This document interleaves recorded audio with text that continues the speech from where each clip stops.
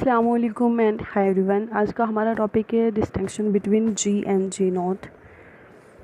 तो चलिए हम देखते हैं गिब्स एनर्जी और स्टैंडर्ड गिब्स एनर्जी में क्या अंतर होता है।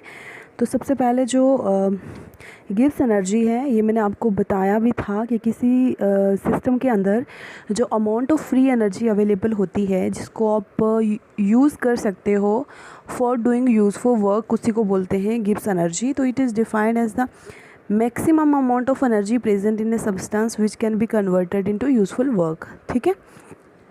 और जो गिब्स एनर्जी होती है, इसकी वैल्यू जो है आप किसी भी टेम्परेचर, किसी भी प्रेशर पर डिटरमाइन कर सकते हैं। और उसके बाद अब इसकी जो वैल्यू है वो किसी भी क्वांटिटी ऑफ सब्सटेंस के लिए डिटरमाइन की जा सकती है। जैसे 1 मोलर 2 मोलर जितनी भी क्वांटिटी होगी उसके लिए ये आप मेजर कर सकते हो। ठीक है, डिटरमाइन कर सकते हो।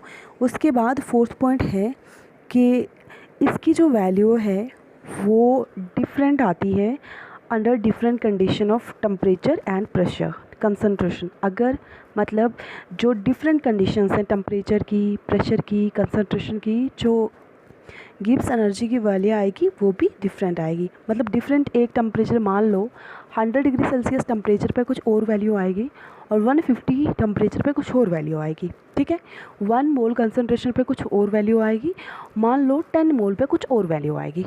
ठीक है। और उसके बाद it is an extensive property.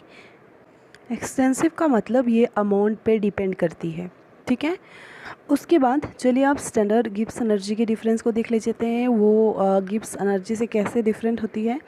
तो मैंने आपको बताया था, जब भी आप किसी सिस्टम में जो फ्री एनर्जी होती है उसको स्टैंडर्ड स्टेट पे आप कन्वर्ट करते हैं यूज़फुल वर्क में, उसी को बोला जाता है स्टैंडर्ड गिब्स एनर्जी। तो it is defined as the maximum of energy present in a substance which can be converted into useful work under standard condition.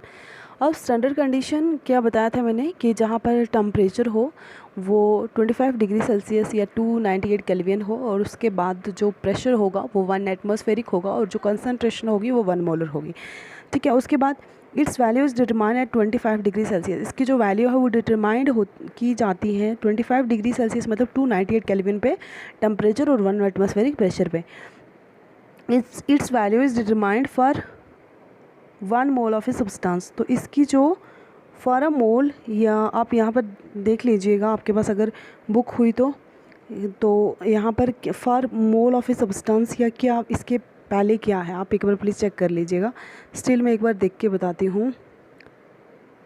तो ये for 1 mole of a substance ही है। ठीक है, I check it out for 1 mole of a substance. तो इसकी जो value वो डिटरमाइन की जा सकती है 1 मोल ऑफ ए सब्सटेंस के लिए। और जो वही गिब्स एनर्जी है उसकी कितनी भी क्वांटिटी, 1 मोल 2 मोल 3 5 6 जितने भी। ठीक है।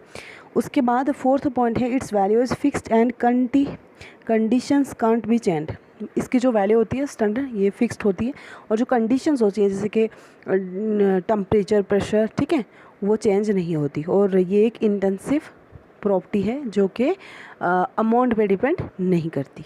ठीक है, फाइनल और इनिशियल पाथ पे ही डिपेंड करेगी, ना कि अमाउंट पे डिपेंड करेगी। तो ये बच्चा था कुछ आपके सिलेबस में डिफरेंस गिब्स एनर्जी और स्टैंडर्ड गिब्स एनर्जी का।